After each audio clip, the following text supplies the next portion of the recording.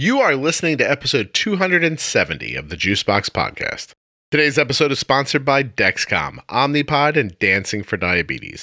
You can go to dexcom.com/juicebox, myomnipod.com/juicebox, or dancing4diabetes.com to learn more about the sponsors. I'm struggling with what to name this episode. You know what, real quickly, just before I get to that, let me just say this and get it out of the way. Nothing you hear on the Juicebox Podcast should be considered advice, medical or otherwise. Always consult a physician before making any changes to your medical plan or becoming bold with insulin. I don't know what to call this episode. I have a few ideas. I think they're all strong. 4, not on the floor. Be bold, Alexandra. Abnormal is good. Acceptance is a 45-minute train ride from London. All right.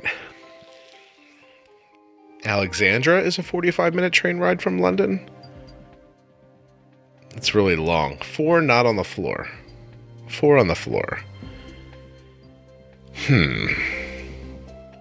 This episode of the Juicebox Podcast is called 4 Not on the Floor, and it's with Alexandra, who happens to live about a 45-minute train ride from London. And she's the mother of a little girl who has type 1 diabetes. My name is Alexandra. I'm married to Damien. I'm a mother of 2 children, Ethan, who is 10, a non-diabetic, and Maya, who is diabetic, and she's age 7. We live in the UK, just south of Milton Keynes. So for those of you that don't live in the UK, probably about 45-minute train ride north of London. So to put it into perspective. I was going to guess Texas by your accent. Now I'm hearing it now that you said it. So how old was Maya when she was diagnosed? So she was diagnosed in December 2017. She was 6 at the time. So she's only been a year. You're not even a year and a half yet, right? No, we're about 15 months in. Okay. Yeah. Well, yeah. How's it going? Well, in all consideration, it's going really quite well. So we're still on MDI. But as of yesterday, some really exciting news happened. So I'll talk to you about that. But yeah, we've been on MDI since the start, and we're kind of managing it. She's okay with it, and I'm okay with it too. But obviously, we have been, I use the word fighting, but wanting to get her onto a pump from very early on, and really probably from listening to your podcast, to be honest. I realised quite early on that we would have much better management if we were able to use an Omnipod. So when you say you're okay with it, you mean she's okay with the injections and you're okay giving them to her? Yes, but also, I mean, I think I struggle sometimes with the dosing because, you know, obviously the increments are only half a unit and she's only little. So sometimes I've had to wait for her to go high to correct, which seems crazy. Because half a unit is a lot for her. So I've struggled with that because and again, since listening to the podcast, wanting to keep her range really tight, and that's sometimes very difficult to do when you're on injections. You have a CGM? Do you have a glucose monitor? We do. We've got the Dexcom. We self-funded. So it's a little bit different in the UK. We've got the NHS. Mm-hmm. So we get we're very, very lucky. When I hear some of the stories of what happens in the States and elsewhere in the world, we get everything effectively for free. Yeah. But you have there's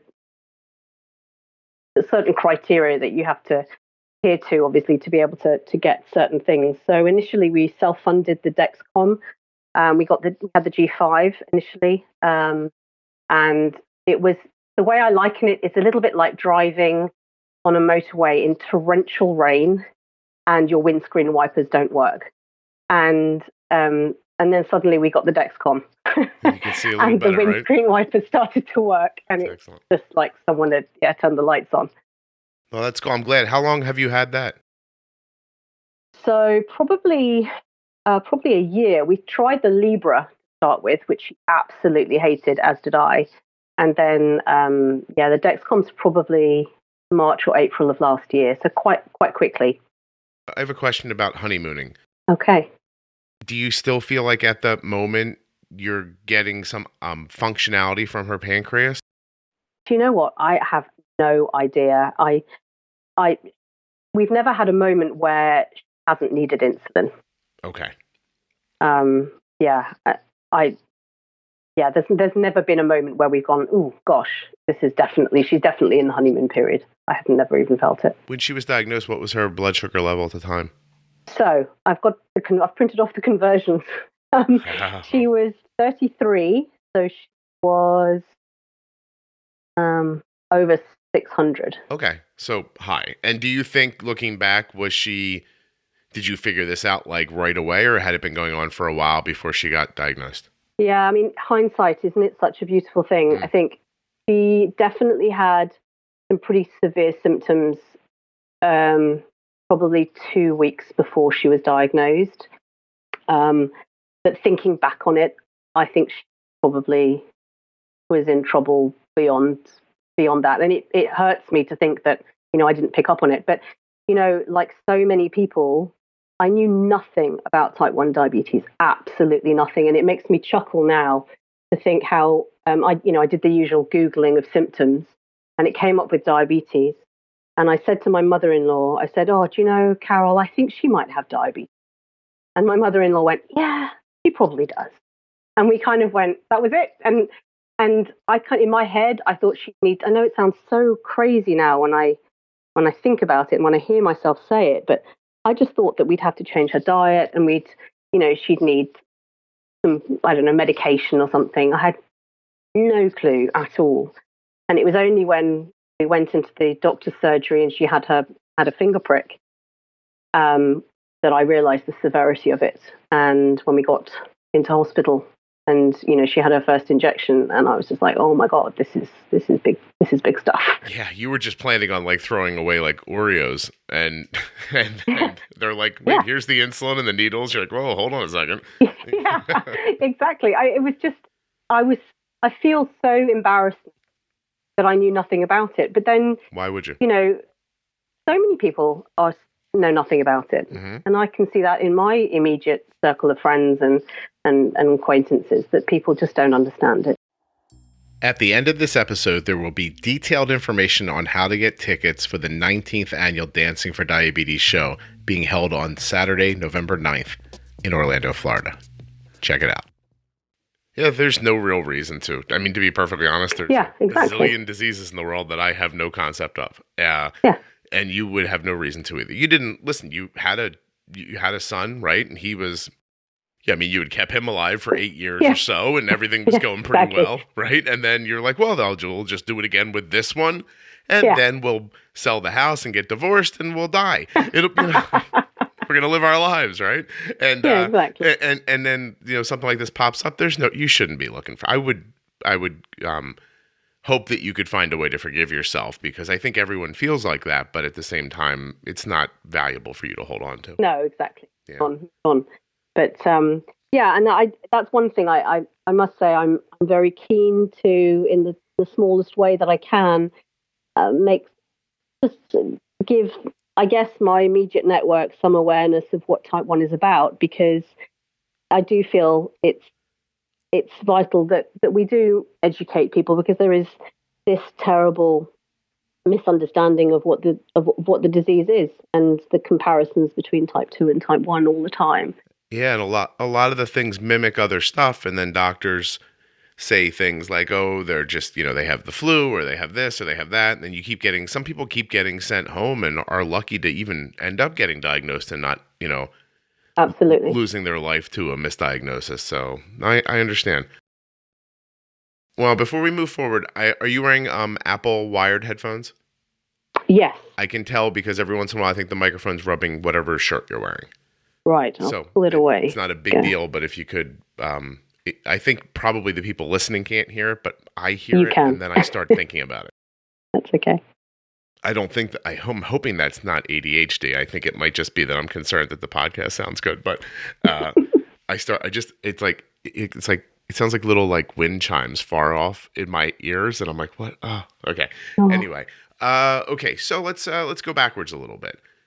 After she's diagnosed, do you look back at the family history and say to yourself, wow, there's a lot of people with diabetes and endocrine issues, or can you not really find any, or what did you learn? Nothing. Certainly not, no. Okay. All right. So then it really was out of left field. How did your mother-in-law, you guys were just Googling and you're like, this makes sense? Yeah. Yeah. And she just said, yeah, that makes sense. If she did, it sounds like the symptoms are right. But we hadn't kind of made the differentiation between type 1 and type 2. So we, we just kind of figured it would be fine. It was going to be really easy to, in inverted commas, to manage.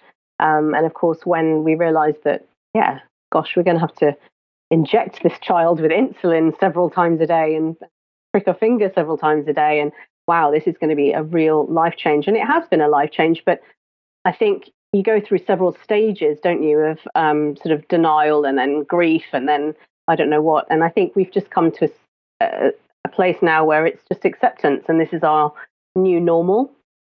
And and we take every day as it comes. I think that's my husband's doing, actually. I would sometimes get upset with her being too high or just struggling, insulin like water or whatever. And he'd say, look, we'll wake up tomorrow morning and it'll be a new day. You can just start again. And actually in doing that, I've managed to, her HbA1c has come down and just my whole way of looking after her has become much more chilled, taking every single day as it comes. Yeah, I don't speak about it as frequently as I should probably, but there was a moment when I thought, when I was getting so good at it, right, that when it didn't go the way I wanted to, I found it really frustrating. Yeah. And I just did the same thing that I'm sure you guys did. I said to myself, this is obviously not a sustainable attitude for me. We're going to keep Arden's blood sugar from spiking up as much as possible. But if it happens, I'm just going to get it back down again. I'm not going to spend any time punishing myself over it. Yeah, that's it. Yeah. And that's kind of where I'm at as well. Good for you. And I've started to use, in a different way, I use Sugarmate. And I've changed the way it'll tell you your estimated HbA1c. Mm-hmm. And instead of being over a 90-day period, I've changed it to a 1-day period. Good for you. And what I do is I just try and keep that as low as possible. And what it's done, I had an appointment yesterday with our diabetes consultant, and what it's done is it's brought, in me doing that, it's brought her number down, which is great. But the other thing, and I know that obviously I'm a fan of the podcast, otherwise I wouldn't be on here, but your words resonate in my head. Be bold, Alexandra, be bold. What's the worst that can happen? The worst that can happen is I have to give her an apple. And I think that's helped enormously as well, especially over the last 3 months, where I've kind of listened to your podcast perhaps in a different way and been less scared. Mm-hmm. And, she's actually a happier child because of it, because the blood sugars are more normal. I am really happy for you. And it's very nice of you to say, but I'm excited for you guys that you feel like you're moving forward. Yeah. So you said you think you're listening to the podcast in a different way now. So I'm interested in this because I don't have the experience, obviously, of hearing it, from the go. So when you heard it initially, what did it sound like to you? Was it just words you didn't understand or ideas that you couldn't wrap your head around? Like, how did it strike you initially? It's really interesting because I cannot remember how I found your podcast, if I'm absolutely honest. But when I did find it, I was literally binge listening. It was hilarious. And I had it on in the car. I had it on when I was walking the dog. I was just listening to it all the time.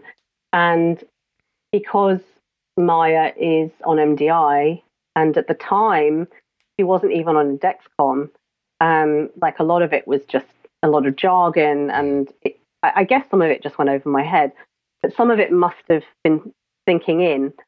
Then obviously she got the Dexcom, she got the G5, and obviously at the time I think Arden was on the G5 as well, so a lot of that was kind of sinking in as well, which was great. And it was then that I started to battle for Maya to get the Omnipod as well. Okay. I was very conscious that that's what I wanted. I wanted to emulate, I guess, what you guys are doing as well. Right. And I sort of binge listened for months.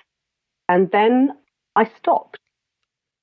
And I probably didn't listen to the podcast for a good 2-3 months, I guess. And what was interesting was my thresholds for Maya's blood sugars got quite lax. And I thought it was okay for her to be, 200. Mm. And it was only when I started listening to the podcast again, I was like, what am I doing? And I brought her threshold back down to, I don't know, it wasn't by much, but it was by, 170 or something. And then suddenly it just made sense again. Be bold with insulin, Alexandra. You don't need to be scared of this. And it was only by listening to you constantly, rather than kind of, giving up on it for a few months, actually realized it's made a difference. Oh, are we talking about difference makers? Then let's talk about the Omnipod tubeless insulin pump and all the ways that it can make a difference in your life. See what I've done there? I've brought together what has just happened in the podcast right into the ad. And it's kind of making you feel like, oh my gosh, Scott, this is a continuation of what Alexandra was just saying. I know, it's slick. myomnipod.com/juicebox. Here's what happens when you go there. Now, keep in mind, you can remember to type that in or links in your show notes to the podcast player or at juiceboxpodcast.com. But anyway, whether you click on the link or just type it in the browser yourself, what's going to happen when you get there is first you're going to be presented with great information about the Omnipod tubeless insulin pump. More importantly, you're going to be presented with an opportunity to have a no obligation, absolutely free demonstration unit sent to your house. That's right. They're going to send you a pod experience kit, right? Comes right to your house. You get this pod and you say to yourself, I can try this on. I can wear it for days. Take a shower with it if I want to. I mean, I could put it next to my pillow and talk to it like it's a person. You can really do whatever you want with it. I think your time would probably be better spent if you wore it to see exactly how it was. But anyway, I'm not judging you. myomnipod.com/juicebox. Get a free pod experience kit sent right to your home today so you can try on the Omnipod and see what you think. There's no reason you should have to take my word for it when you can wear it yourself. myomnipod.com/juicebox. This is an excellent opportunity for you to find out what it would be like to wear the insulin pump that Arden has had for 11 years. I think that your experience probably mimics a lot of people's, where you find information that's different than what maybe your doctor said. And then you have to just make all that right in your mind. Like you have to hear it and absorb it and probably put it down for a second and then see, was it right for us? Did it, was it wrong? I think you saw that while you were doing it, it made sense. Then you stepped away from it and things kind of trended the way you weren't hoping. Some people would say that they need the podcast to reinforce. Yes. Right? Completely. I've heard that from people. I also think that there's a possibility that you haven't been at it that long. And, and that in time, it will just become so commonplace in your life. You won't need it to be reinforced, maybe as much. But a reminder once in a while can't hurt. Listen, as long as you don't unsubscribe, it's okay with me if you don't listen to everyone. No, but I think what is interesting is when you change the thresholds. And, if you say it's okay to be 12, 200, 220, if you say it's okay, then it becomes okay. If that makes sense. I know that sounds crazy, but if you just bring the threshold down, which is what we've done on her Dexcom, we just bring it down, then suddenly when the alarm goes off, I'm like, wow, we need to correct her. And it's so simple. It's so silly, but actually it's made a huge difference. And it's sort of not. It's sort of very human when you think about it, right? Like, I don't know. I gained 5 pounds. Well, it's only 5 pounds. Yeah. I ignored somebody today who needed something. I don't usually do that. I only had one cigarette. Like whatever it ends up being that you just sort of go like, well, a little bit's not bad. And maybe it's not if you stay at a little bit. But a lot of times a little bit becomes more. And then it becomes normal. Right. And then all of a sudden it's normal. And that's when you're lost. When you, I think all the way back to a very, very early episode when a mother came on and said, I just remember I can hear her, like her voice in my head still. And she's like, I got to a point where I told myself 200 was good. And then it just became good. I never even questioned it before. And I think in that moment, I said, geez, my blood sugar is probably 85 right now. 200 is 115 points or more than double. Yeah. And, but it's that sort of sliding scale. It's how we slip away from everything. It's how you slip away from who you want to be. It's how you slip away from morality. It's I'm the last person that should be telling you about morality, but I mean, it really is, it is how, like, right? You just go, oh, I stole a pad of paper from my job. It's not a big deal, And then 6 years later, you're in court, you've been embezzling money. And you're like, it just slippery slope, right? Absolutely. And you have, which you probably don't realize, and of course makes a lot of sense. You have a very British way about you. It's very it's matter of fact. And so, like, even you said earlier, like, you're like, I looked online and I thought Maya probably has diabetes, and my mother-in-law said yes, she probably does. It's a very British sentence. And so no one cried or threw anything against the wall or said, no, probably not. You were just like, I agree.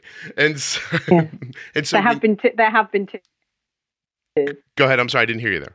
I said there have definitely been tears. Oh, I'm sure. Yeah. Not at that point. Right. But yeah. But even with this idea of like, okay, well, it's just 150. It's just, and you just keep letting it go. And so, it bears repeating, and I probably will for a very long time, but you can think of it any way you want. You get what you expect, or you get to react sooner with less insulin, which creates, which stops a spike or a drifting high blood sugar, and also lessens the possibility of you being low later. Yeah. Right? Like that idea that if, you're diagonal up at 100, 110, and you just nudge it back down again, well, now you're back to 100 and you're stable and it's over. But if you let it start flying up and it takes more insulin, you get insulin resistant, you create an imbalance in the insulin and then the impact of your body at some point, and eventually the insulin's left over and you end up low. And then you roller coaster. And it's thinking about problems in levels. I used to tell my wife, I think that a lot of people don't see past a couple levels of an idea. Like there's the surface idea. Like I don't want my blood sugar to get higher. Well, that seems obvious to everybody. And some people just stop there. They don't think about it anymore. But as you look deeper and deeper and you dig down into the situation, you can see there's ways to affect it. And some of them are just not obvious to the naked eye. But once you understand them, I mean, really, it's sort of life-changing, Yeah. So I'm very happy for you that you figured this out. Thank you. You're very welcome. Where are you at in the process of getting a pump? So this is where it all gets quite exciting. So I did email you a while back, getting very frustrated with the hospital because they were saying that for Maya to get Omnipod, she needed to be on a minimum daily amount of insulin, and that minimum was 20 units. I couldn't get my head around it because I was kind of working out, that looking at babies with Omnipods on them, surely they're on less insulin than Maya. So I was really frustrated with it. And yesterday at clinic, we got to the magic number.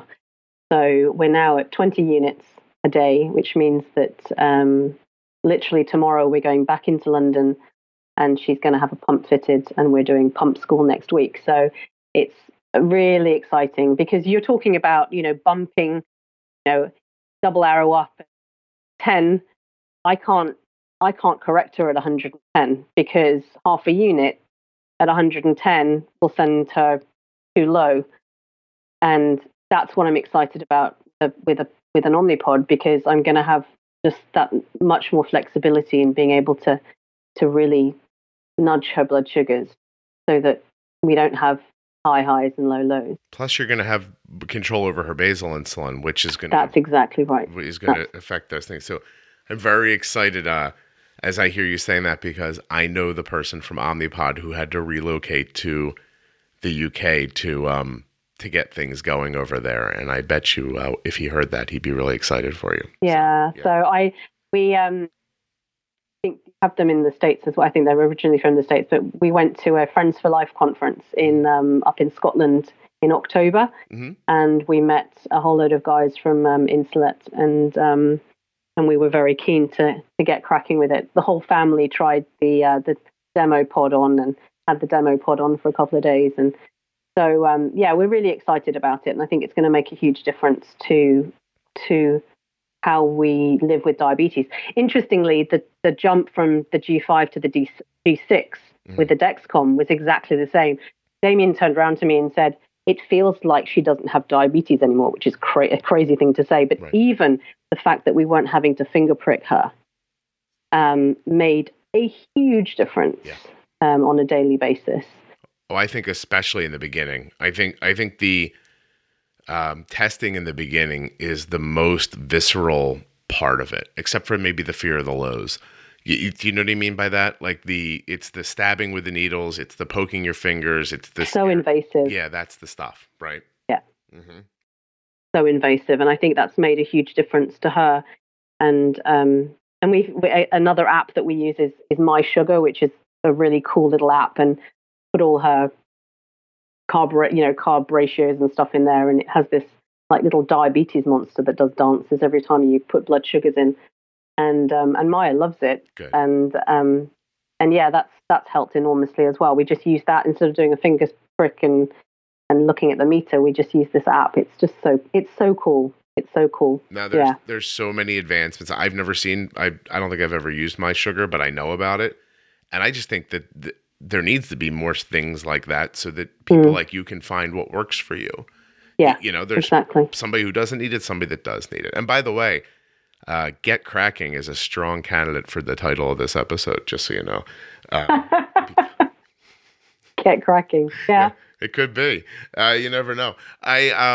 Okay, so let me ask you a little bit about like management ideas around the house. So do you have a job that you leave the house for? You stay at home, or how does that work? So I work for myself, so I can be very flexible in how I work. So I'm very, very fortunate in that position. So I work from home effectively, and I can work as and when I want. Does this make you the primary caregiver for the diabetes? It does indeed, yes, absolutely. Yeah. How do you find, I think it's important to have a primary person, but so how much involvement does your husband have versus you? It's hilarious. So I'm going to say very little, but that's not fair on him. So he does, when I'm not around, he's perfectly capable of looking after Maya, more than capable. But it is hilarious how he will sleep through all of the Dexcom alarms at night. Very similarly to when our children were babies. That might be a boy thing. I think it might be. Yeah. But no, so I'm the primary caregiver in regards to diabetes, and I have a much better understanding, more in-depth understanding when it comes to Maya's diabetes, if that makes sense. Yeah. And because I think sometimes it's an intuitive thing as well. Sure. It's not just what the machine tells you, or how much insulin to give. It's using your intuitiveness about it as well. And I don't think Damien's got that quite. He's much more matter of fact. So if the app tells him to give her 3 units, he'll give her 3 units, and he'll give it to her now, and then he'll wait for 10 minutes. He'll put his timer on. He'll wait for 10 minutes, 15 minutes, and then he'll feed her. I'm a little bit more flexible than that, and I guess that's just from being with her and managing that with her day to day. How frequently do you get in the situation where you're like, you know what, I have figured out like a next level idea around her management, and I want to pass it off to my husband? Do you find that easy to do? Does he pick it up quickly? Is it ever? He does, but I think sometimes what he finds is that he feels like I'm telling him off, and I'm not. I'm just trying ever so hard to sort of pass information on to him, or knowledge that I've got in my head that I want him to know about. Mm-hmm. And sometimes it will be because we haven't done, or he hasn't done something quite, something hasn't gone quite to plan. And I'll say, well, you could have done this, and he'll take it the wrong way, like he thinks I'm telling him off, which of course I'm not. So that sometimes is tricky, but the fact he's coming to pump school next week is going to be a really good thing, because he's gonna see exactly, how to work it from day one. We're both going to be novices again. Yeah, you'll see. It's not too hard. But I was going to say that I think it's common in that situation that you described, like, like you trying to say something to a spouse, and I think they feel a little maybe defensive, because they don't want to think of themselves as not understanding how to help the kids. That's it. Right. And at the same time, you probably do understand better than he does. And at the same time, you're in a situation where you're probably tired and you don't have a lot of free time to be, it's not like, it's okay, everyone, it's diabetes hour. Let's all sit down, we'll get a drink and we'll talk. It's not like that. It's like as you're passing each other in the kitchen, like, oh, I meant to tell you about this, or, you should try this. And there's just not a lot of hours in the day sometimes. And I think that what you describe is pretty common for everybody. I know that I struggled the same way, like explaining things to Kelly. And I tried all of these different ideas once to get her to want to use more insulin. And finally, you guys have heard me say it on the podcast, but finally what I said to her was that you have to want to be on the low side. That it's a mindset. It's not a it's not a measurement, right? It's not a calculation. Like, you'd rather be lower or stopping a falling blood sugar than fighting with a high one. Like, if you wake up every morning and that's your mindset, it will go better most days, right? Like, which is another way of saying, right, be aggressive or be bold or whatever you want to say. There's 1,000 different ways to say it. But until I said it like that to her, I don't think that she was hearing what I was saying, or I wasn't saying it in a way that she was understanding. It's very difficult. And that we're going back to what's acceptable and what isn't. And isn't it funny how suddenly the lower numbers aren't as scary because I'm used to them, because that's where she sits, and that's where I want her to be. And suddenly it's not as scary. But interestingly, there's another reason why we're looking forward to having a pump is, I'll give you an example. On Sunday, it was the most beautiful day here in the UK, and we were in the garden the whole day, and they were building a den in the trees, and she was running around the garden shouting, "I love my life." And it was just brilliant.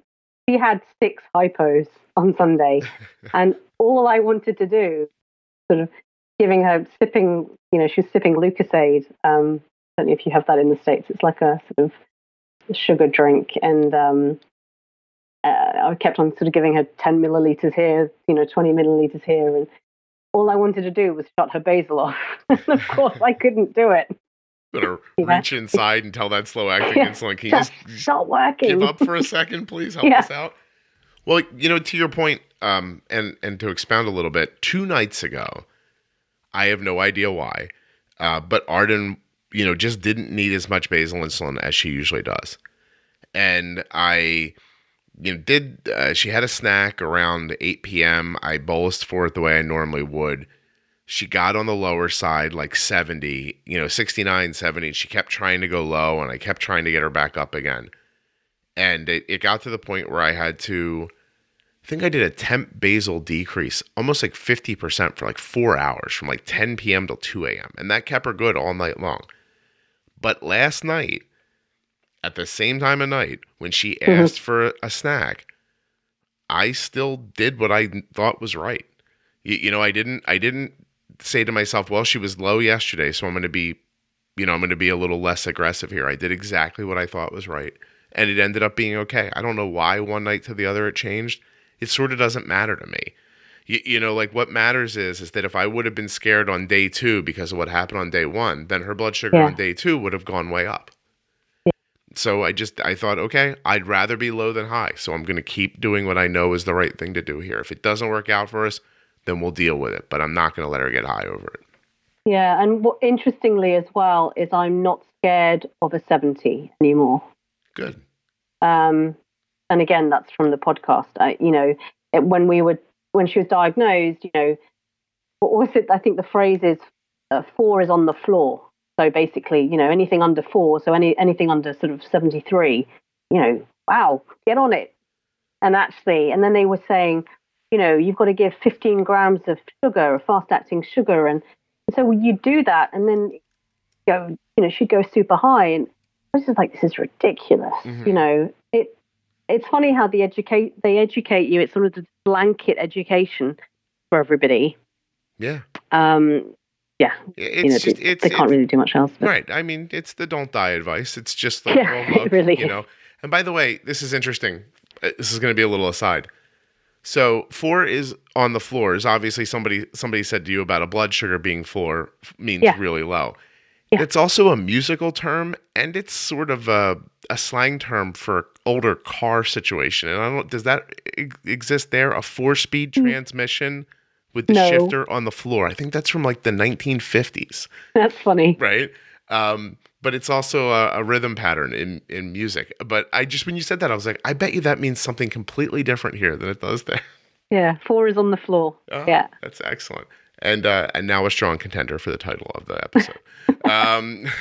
But 4 is not on the floor as far as I'm concerned, because she can be under 4 and we can still manage. I mean, obviously, I don't want her to be sitting at 65 for too long.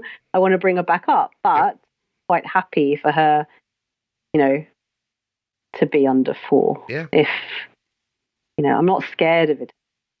And also they need to know what that all is like. So I'll give you like an example from the other night. So Arden's, it's 9:00-ish, and she hasn't had a snack that night, which I probably planned ahead for a little bit. So I had her kind of moving it down, and I kept thinking the idea of a snack was going to come up before bed, and it just didn't. So she's 80, and then it's drifting a little lower, and I start noticing the drift is moving quicker than anticipated. And I said to her, hey, you're going to need to get a snack right now, or I think you're going to end up lower. And she kept saying, oh, I'm almost done my homework. I will, hold on. I got put off a bunch of times. And I saw what was happening, and I could have pushed her farther, but it wasn't dropping fast. So I sort of just let it happen. So finally she stands up and she goes, I do need to get something to eat. I'm getting a little dizzy. And I said, yeah, okay. Like, well, I told you 20 minutes ago, and I'm not going to make you feel bad about it. But like, there was a way to handle this where you wouldn't have gotten to this point. And just trying to put that into her head that there was a spot when she could have had that snack or done something with her basil or something like that and avoided this little unpleasantness. And she went down to 56 and she's snacking away. And I could already see it coming back up. Like it wasn't like she was continuing to fall. So she was going to sit at 56 for a couple of minutes and then head back up again, which is exactly what happened. And at some point I asked her a question and she laughed and she's like, can I just answer that in a minute from now when I'm a little not dizzy? And I was like, yeah, sure. And then so I let her blood sugar come back up. We didn't overtreat. We got it in the right spot. And I just said to her, look, I'm not coming down on you. I just want you to know that there was a time here where you could have avoided this blood sugar. And you have to pay attention to that a little bit. And that's what we try to do as well. So we definitely use the trends, Dexcom, to just watch where she's going. And if we see that it's very likely that in the next 10, 15, 20 minutes, she's going to go low, then we'll just nudge it back again. And to stop that from happening. And they do that at school as well. We're very fortunate as well because I don't know what it's like necessarily in the United States, but in the UK, I belong to a Facebook group where they talk about sort of rights at school and stuff, and it's not always easy with type 1 diabetics and school and managing it at school.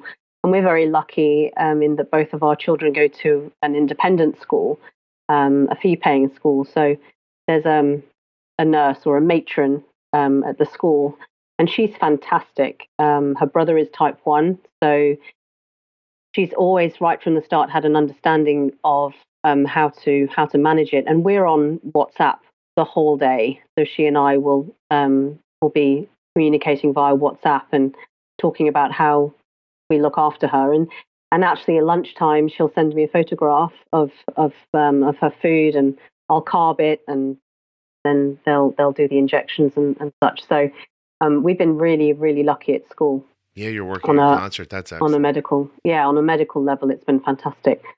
There have been some of the teachers haven't quite understood the severity of type 1. She's definitely fallen back. We feel that she's fallen back educationally.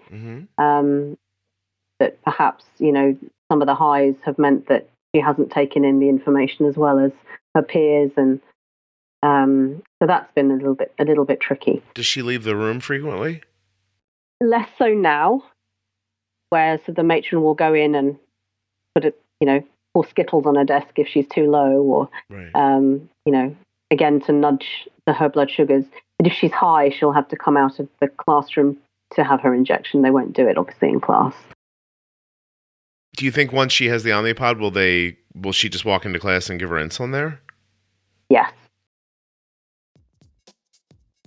Once in a while, I like to go back to the basics on the ads. Do you know that the Dexcom G6 continuous glucose monitoring system is a small, wearable sensor and transmitter that sends your glucose numbers to a smart device like an Android or an iPhone or a receiver every 5 minutes?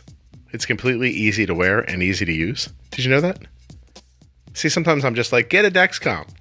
And I think, what if they don't know what it is? But you must know, right? You're listening to the podcast. Maybe you're new. All right. If you're new, just try to imagine this. Imagine instead of testing with a finger stick to know what your blood sugar is and only finding out what your blood sugar is for that moment, you had a way of knowing what your blood sugar is all of the time. And not just what the number is, but the direction and speed that the blood sugar is moving. Like, are you 185 diagonal down? Like, is there a little arrow pointing diagonal down, which means you're falling like a couple points a minute? Is the number stable? Is it flying up really fast? Is it flying down very quickly? These things are nice to know. They make it easier to make better decisions about food and insulin. And the Dexcom G6 brings you this next level information. You should check it out. It's at dexcom.com/juicebox. There you'll find out everything you need to know. Arden's been using Dexcom forever, and to be perfectly honest, it is at the very center of the decision-making process that we have with Arden's blood sugar. I share this with you only because it makes my point. My daughter's A1C has been between 5.2 and 6.2 for over 5 years with zero diet restrictions, largely because of the information that we get back from the Dexcom G6 continuous glucose monitor. There are links in your show notes and at juiceboxpodcast.com. These are my results. Yours may vary. Do you think once she has the Omnipod, will she just walk into class and give her insulin there? Yes. Good. Yeah, I'm sure it'll help enormously. Yeah, just not missing a couple of minutes of explanation or practice. Difference. It's a big deal. Yeah, it is a big deal. And it was interesting. One of her teachers the other day, we had a parent consultation, and she said to me, "So I think Maya needs to become a little bit more independent." I'm like, "Yeah, she's 7." And she said, "Yeah, so perhaps at lunchtime, get her own food, and she could do that herself." And I'm like, "No." And then she said to me, and when her alarm goes off, does she know what that means? And I'm like, "Yeah, she knows when she's, what the numbers mean." And she said, "Well, maybe she could just treat herself, give herself some sugar." Or I was like, "No." How would she know how much to give herself? Yeah, that's not going to happen. Right. And it was, again, a kind of realization that not everybody understands this, because she looks so well. Yeah. She looks well. She's happy. She's bubbly. But yet, the reason she looks so well is that we look after her. Mm-hmm. And, yeah. When I was getting Arden into kindergarten, so she's 5, I happen to know somebody who was in the room at the school board level in the meeting who kind of reported back to me. And they said at one point, someone at the highest level of that meeting said, "Well, can't she just do this herself?" And I was like, "Really?" And she said, I said, "But she's 5. Like, can they really do anything themselves? Should we put them in charge of major medical decisions, do you think?" Yeah. And all that sentence meant was, "Oh, that sounds like a lot of work for us." Or, yeah. Am I going to have to pay someone else to be involved in this? Or, how do we get out of being responsible? Yeah, that's it. It's just, but what your thing is just funny because It's just funny. I mean, like, I love your answer, but she's 7, so no. She's 7. No way. Like, seriously, list the important things that your 7-year-old's in charge of. Yeah. Nothing. If I like the heat turned down on the first floor of our house at night, I wouldn't even put my kid in charge of that. Yeah. Exactly. And that could hurt no one. Crazy. Because they're 7. I had to walk away, if I'm honest. I couldn't quite cope with it. Walk away. Well, but, you know what's funny? And to speak about it seriously for a second, it is no really different than what you talked about at the beginning. Like, they just don't know. And it's fine, but sometimes when people don't know and they say things that are uninformed, it really is infuriating. Yeah, you know, like, it's just because you've been through so much in not even a year and a half, 24 hours a day. Like, the last thing you need is some chucklehead walking up to you and saying something stupid. You know, like I don't have enough bandwidth to inform you about diabetes. Like, I don't have any more energy. Please leave me alone and go away. And you know, I hear it. I really do. Okay, so you live in a place where your medications are they free? Like, does your insulin, like, break it down for me a little bit. Like, let's start at a very basic level. Do you have health insurance, or is that not how it works? It's not how it works. So everybody's entitled to medication and medical care on the National Health Service. So if we go to the doctors, or certainly children, if Maya needs any form of medication, whether it be insulin or finger tester strips or whatever it might be, we can get everything for free. Okay. After a certain age, and I think it's 18, then you have to start paying for your prescriptions. So it's nothing. It's like £8. I don't even know what that is in dollars, but it's really not a lot of money. But for Maya, literally every time we go to the hospital, every time we go to the doctor, every time we get vials of insulin or anything, it's all free. It's incredible. Yeah. Now, for perspective, for people listening in the United States who are maybe like right now, like, see, Texas is bigger than England. Okay, so it's not, you know, there is an issue with you're generally speaking of it, you're a country in charge of fewer people, and so it's probably more doable. But at the same time, if it's doable, then it's probably scalable. I think we do, when I say it's free, obviously we all pay tax. Right. Clearly, you know, a proportion of that tax going towards the National Health Service. And so we say it's free, but of course, in a roundabout kind of way, we're paying for it anyway. But do you mind? Do you know what the tax rate is in England? Is it funny? No. You don't really think about it. Yeah. No, I don't. I know that there's sort of, you know, a high tax rate threshold. I think is like 10% tax, and then it goes down in increments depending on how much you earn. Okay, I'm looking here for a second. So, taxable income in 2017, 2018, England, Wales, Northern Ireland. So from 0 to 11, is it pounds? 1,150 pounds. Yeah, it's free. That's tax free. That's tax free. 1,150 to 45,000 is 20%. Now, here's an interesting one. 45,000 to 150,000 is 40%.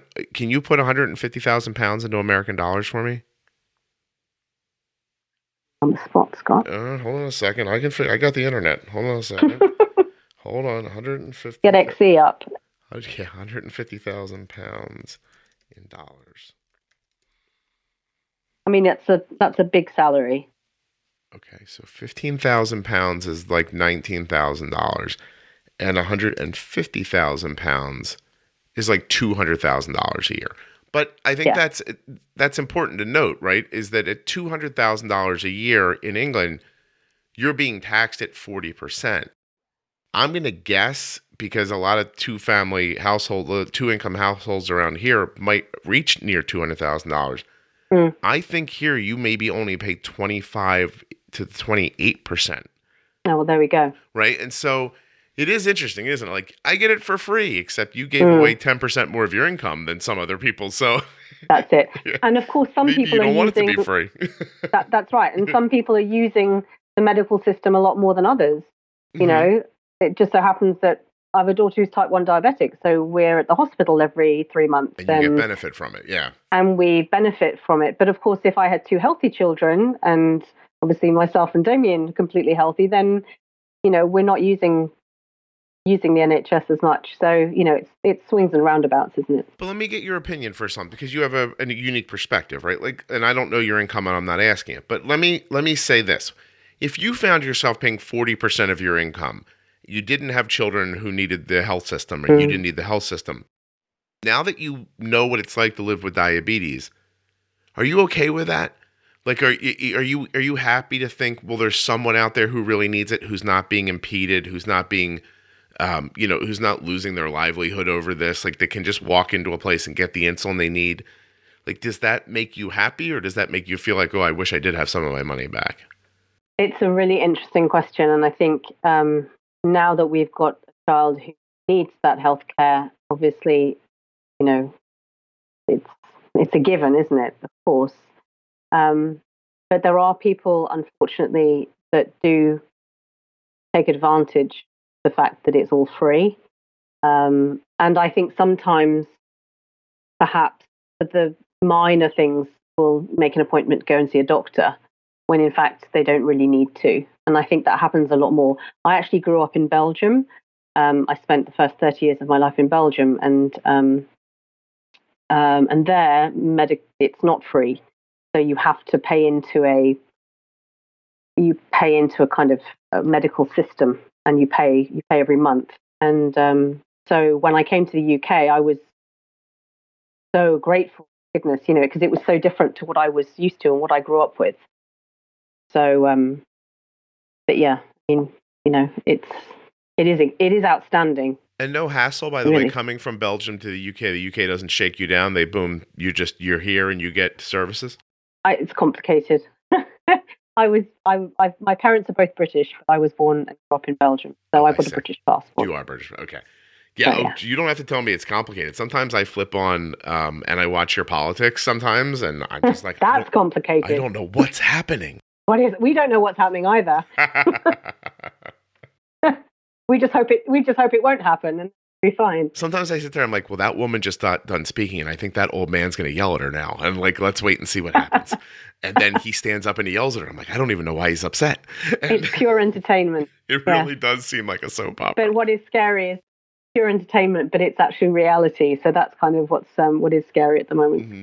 Then the man in the chair in the back of the room, he stands up and yells at everybody. I'm like, everyone's yelling.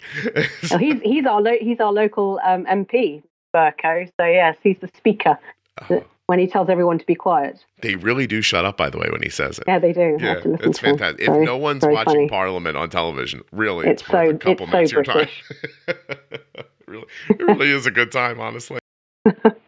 Okay, yeah, so, you know, it makes me think that as I think it's a mindset, right?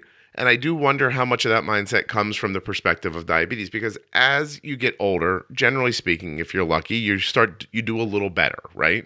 And that's the hope. And as you do better, do you see that extra, you know, quote unquote, extra money you have as, is it, you know, are you the guy on The Simpsons? Are you Mr. Burns? Are you just like, it's mine, and nobody can have it? Or do you say to yourself, all right, well, now I can afford to make the roads a little better? Or, you know, if I have to give away another $1,000 this year so that some family that I don't know doesn't have to struggle to pay for their food or medication, like, can I be okay with that?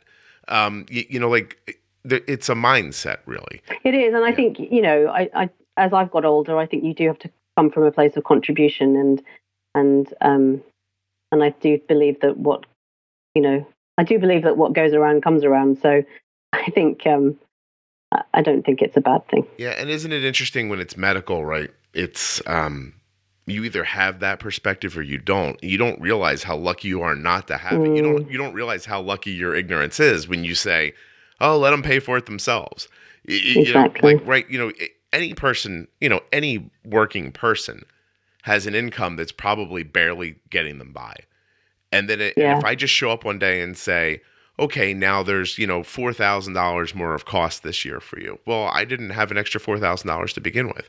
And now you're telling me that that's for medicine that keeps me alive, or and I must say that when I listen to your podcast, and obviously the majority of your guests are American, and I hear, some of the, Medicare and all this, and I must admit a lot of that goes over my head, but the gist of it is basically you pay for your medication, and it makes me feel incredibly grateful that I can go and get 5 vials of insulin for Maya and not have to worry about whether, the insurance is going to pay for it or whatever. I'm, as I said, I don't really understand how your system works, but it sounds a lot less complicated here. It is, so, yeah. More people have their hand out here in our system, whether that be insurance companies or, pharmacy benefits managers, which are basically middlemen between the companies who make the drugs and the devices and the insurance company, and then to you, it's like this 4-star,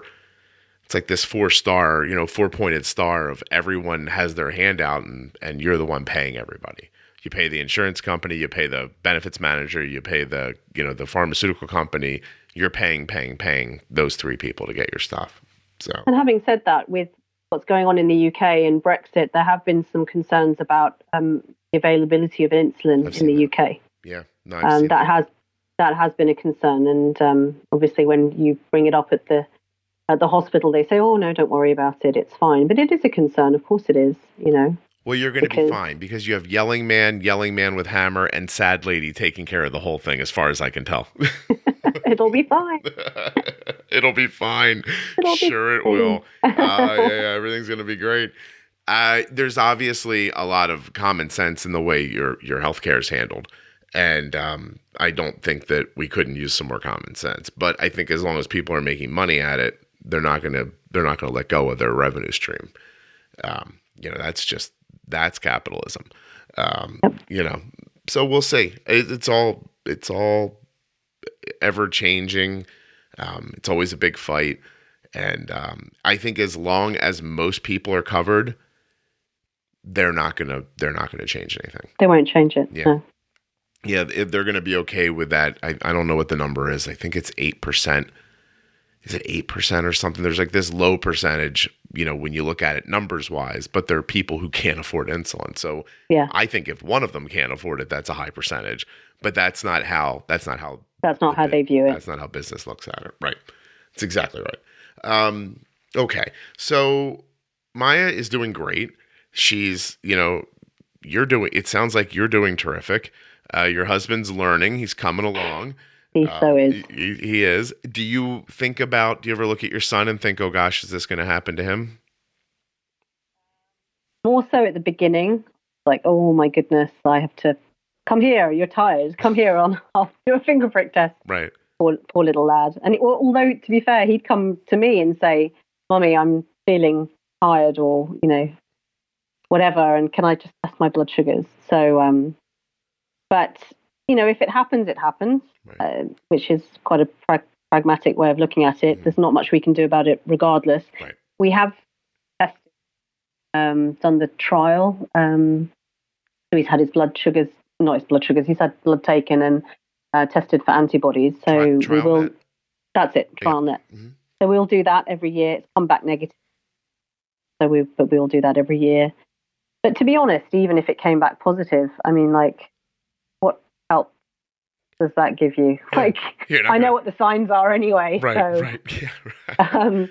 It's not like that's going to be particularly helpful. But it does. Of course, it worries me. Yeah. I would rather he didn't get diabetes. Sure. He can see from how Maya is that it's not much fun sometimes, and but he's funny because he turns around sometimes and goes, "Well, Mummy, I wouldn't complain if blah blah blah blah blah."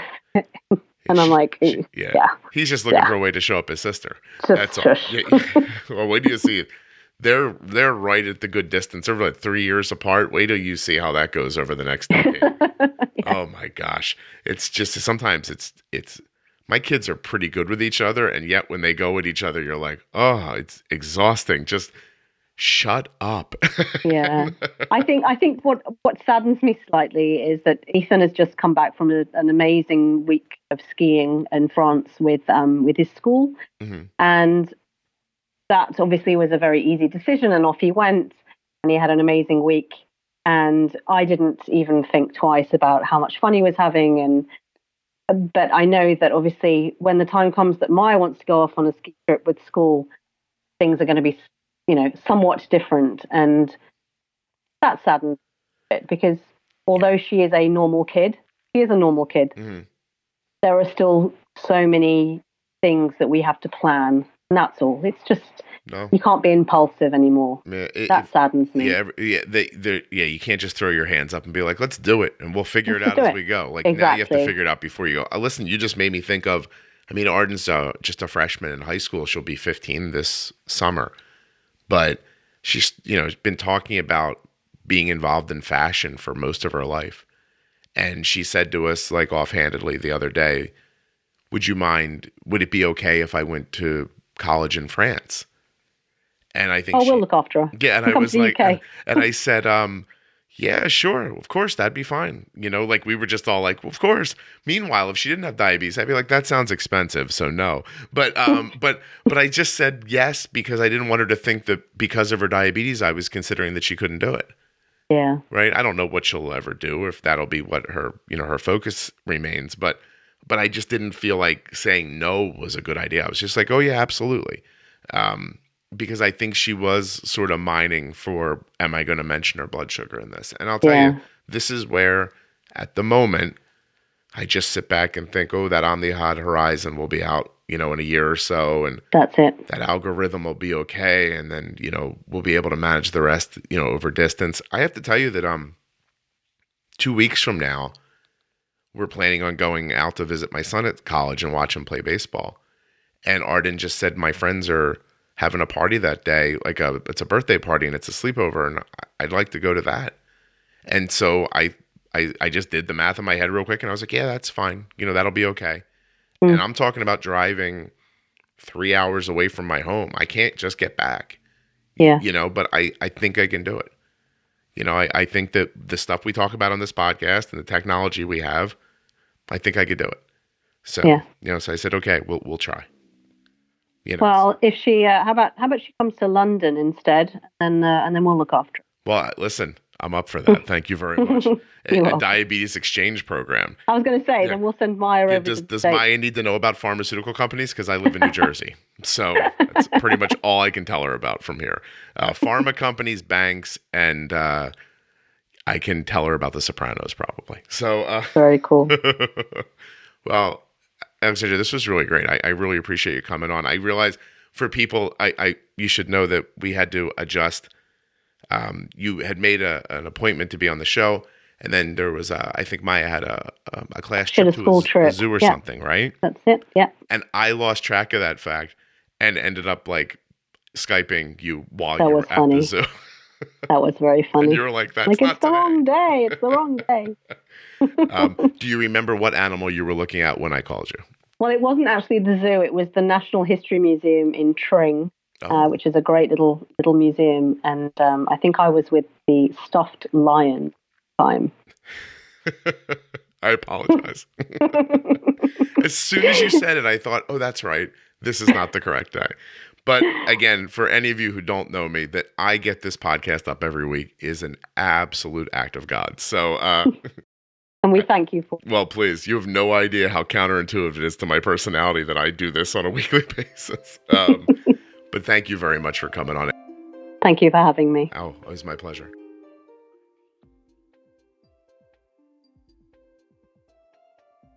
Huge thank you to Alexandra for coming on the show and sharing her family story.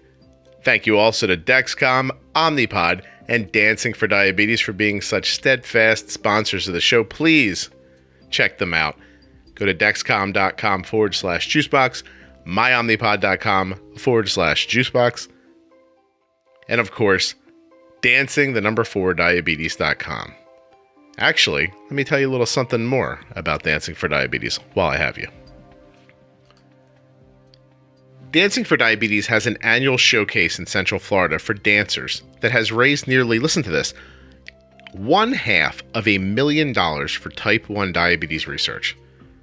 Now, the 19th annual Dancing for Diabetes show will be held on Saturday, November 9th at the Bob Carr Theater in Orlando, Florida.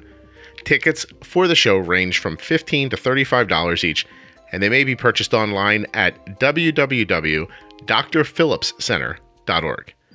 Dancing for Diabetes is a nonprofit organization based in Central Florida with a mission to spread awareness through the art of dance about type 1 diabetes. They want to raise funds to find a cure and to inspire those with type 1 diabetes to live healthy and active lives. And on top of all that, I really like what they do. Dancing4diabetes.com. Or if you want to get tickets to the show, drphillipscenter.org. You know what? You sat through a long ad there at the end. A little bonus for you. That's right. Scott's always on your side. Here's what it sounds like right before we start recording the show. You ready? Does it work? I'm on my iPad, the headphones. It's amazing. Honestly, some of the best recordings I've done, people are like, oh, I'm in an airport on my phone. Okay. Whatever works. So this is, I'm sure you've listened enough to be able to know this, but it's fairly informal. Yeah. What I'll do is in a second, I'll just ask you to introduce yourself any way you want to be known. It could be, your real name, just your first name, whatever you are comfortable with. Okay, cool. And then we'll start chatting, and then like an hour from now, you'll be like, oh my God, we're done already? And that'll be it. I know. That's what worries me is like, what will I talk about? I'm sure it'll all happen. Are you concerned that you might not know what to say? No. Oh, okay. All right. So whenever you're ready, go ahead and introduce yourself.